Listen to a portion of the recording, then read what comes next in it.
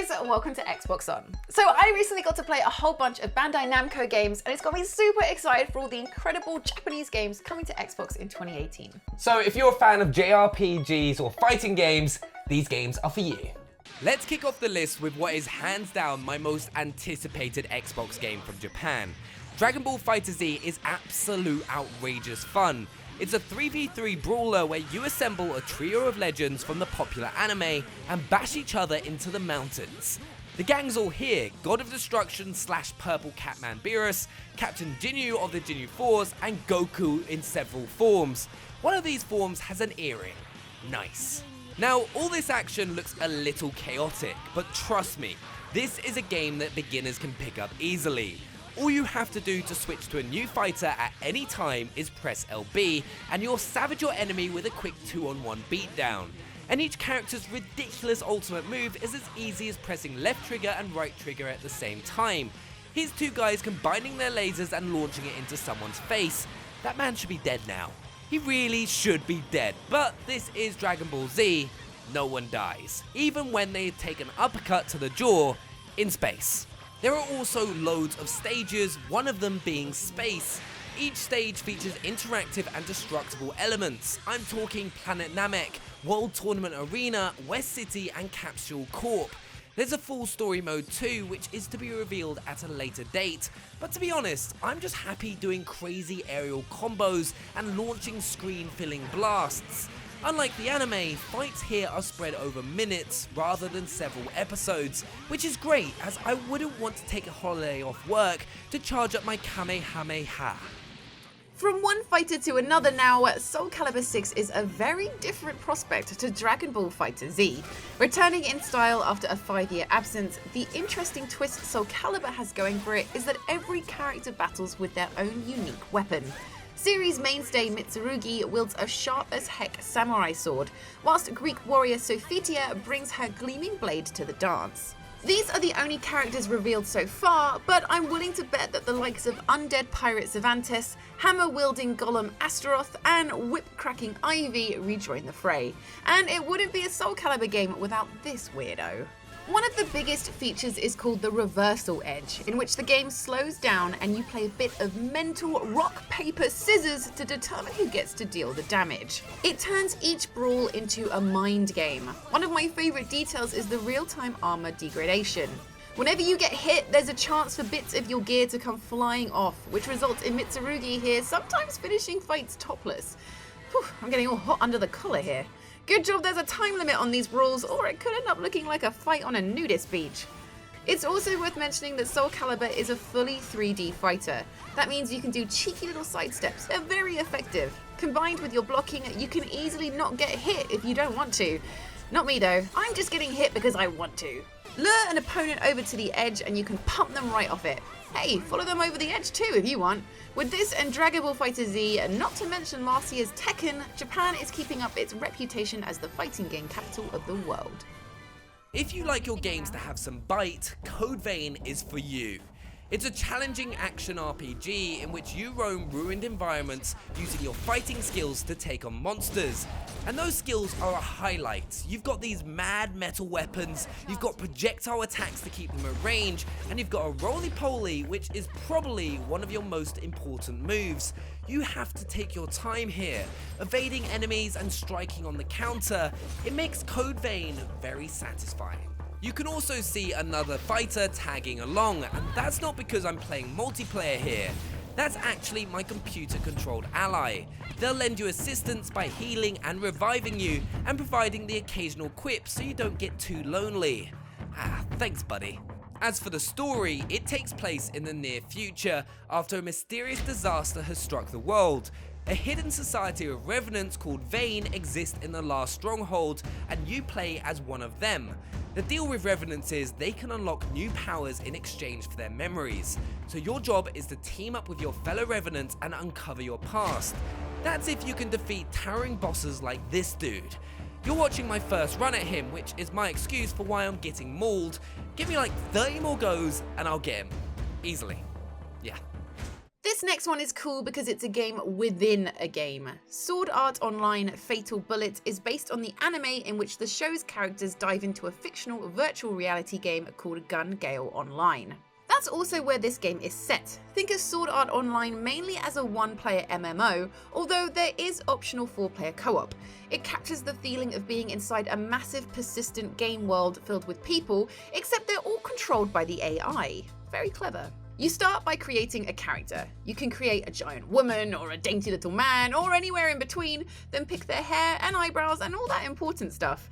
Then you get to head off and chat to some cool people, many of which are lifted straight from the show. But I'll skip that bit in the interest of time and show you the combat. And in a world called Gun Gale, you better believe there are some awesome guns.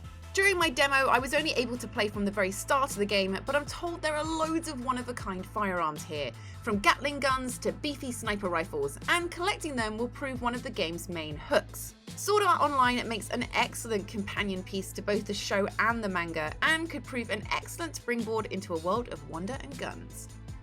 Onto Monster Hunter World now, and this series is an absolute phenomenon in Japan.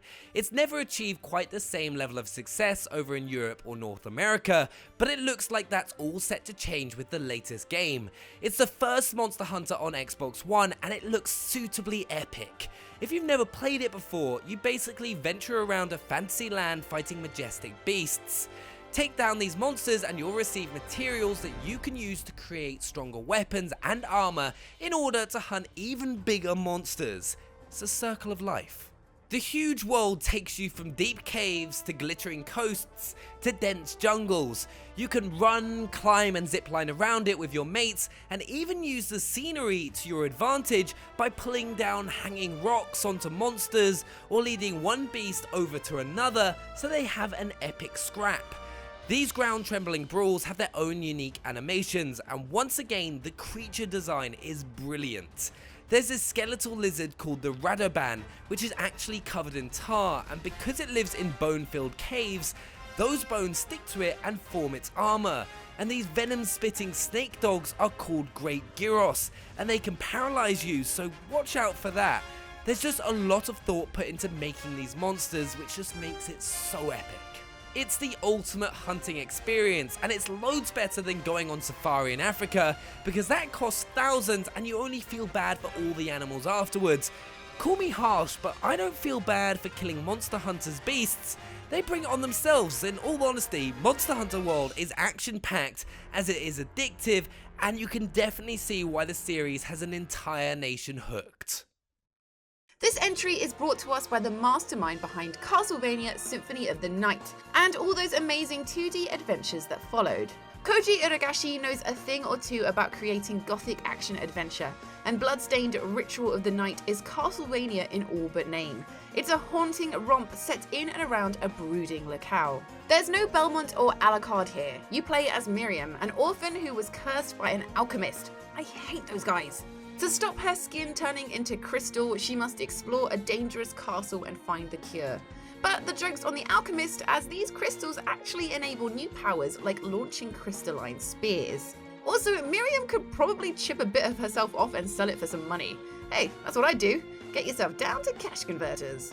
As you push further into the castle, you'll battle knights, archers, and undead warriors using a nimble array of acrobatic combat moves. You can fling daggers and crack whips with the best of them. You'll also gather rings, headbands, tops, and bottoms to customize your look and develop your skills. Now, Dracula is a public domain bad guy, but you won't find the Lord of Darkness in Bloodstained. Instead, this is a completely new idea, using the classic Metroidvania template whilst also managing to feel fresh. It's the game equivalent of a blood transfusion. Who doesn't love a good jet? They're like F1 cars, but they can fly and shoot missiles.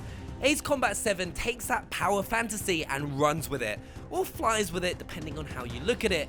Anyway, this is an unmatched arcade experience, making the process of piloting a piece of scarily advanced military equipment an absolute breeze. It'll take all your restraint not to go, whee! Ace Combat 7 is a visual treat on your Xbox. Supersonic aerial battles take place over near photorealistic landscapes, and the clouds are all volumetric, meaning they occupy physical space and aren't merely graphical effects. Head into a cloud and you'll experience turbulence and see condensation on your windows. You can use cloud cover to lose or ambush your enemies as well, which is pretty damn awesome. You'll take off from aircraft carriers and screech through the likes of bustling cities, serene oceans and picturesque mountains. The developers have coined a term for Ace Combat's familiar yet fantastic universe, Strange Real. Strange Real is the name of the alternate universe in which the game takes place. The game bears a lot of relation to the real world, but the technology is slightly more out there. Take the space elevator. You get the sense that it could exist in a few years, and this flying juggernaut is plucked right from Elon Musk's Things to Make When I Get Bored sketchbook. So if you fancy pulling some serious G's over a ridiculously good looking environment as you destroy millions of dollars of expensive hardware, hop in the cockpit of Ace Combat 7. If you're hungry for more Metal Gear, this MGS5 spin-off featuring both a lengthy single-player campaign and a separate co-op component is for you. To put it bluntly, it's weird as hell. Metal Gear Survive opens with the complete destruction of Mother Base when a giant wormhole opens up and sucks everything inside. You play a random Mother Base soldier who somehow manages to escape the catastrophe. A little later on, a mysterious organization tasks him with heading inside the wormhole.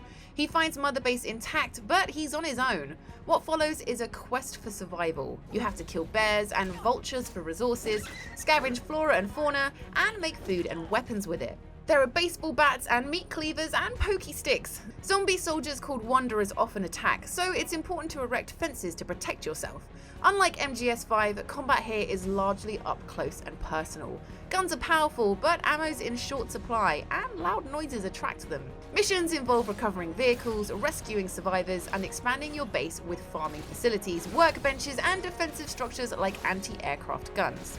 In 4-person co-op, you've basically got to keep away waves of Wanderers, but you get to do it with all those amazing interlocking Metal Gear Solid 5 mechanics. Rewards are shared across both single player and multiplayer, so it looks like it'll be blending the two well. It may not be a traditional Metal Gear Solid game, but it's an absolute hoot. Stick with the channel to see lots more of this one soon.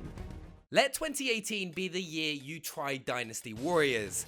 No, seriously, put it back on your radar, because Dynasty Warriors 9 completely changes things up. For starters, it's set across a massive open world China that you can cross seamlessly without a single load screen. To survive in this world takes smarts and skill, not least because you need to master nature as well as the enemy forces that you're usually facing. You can hunt deer with a bow and go toe to toe with grizzly bears. The free-range sandbox doesn't just look pretty with its bamboo forests, natural pools and ancient castles, it also unlocks plenty of tactical choice. Will you climb up watchtowers to scout out surroundings, attack head-on, come in by surprise from an elevated position, or wait until night and infiltrate them? Yep, there's also a full day and night cycle in the game. And Dynasty Warrior purists don't need to worry, that same 1v loads action is here and it's slicker than ever. Just check out these combos. Hey, if you keep twirling that thing, someone's going to get hurt. So finally, the stereotype of Dynasty Warriors being the same deal each time is dead. As dead as the thousands of unlucky soldiers you'll dispatch over the course of the game. Onto a must for Mickey Mouse fans now. The debut of Kingdom Hearts on Xbox One sees returning hero Sora join up with Disney legends Donald, Goofy, and King Mickey as they search for the 7 Guardians of Light and attempt to thwart Master Xehanort.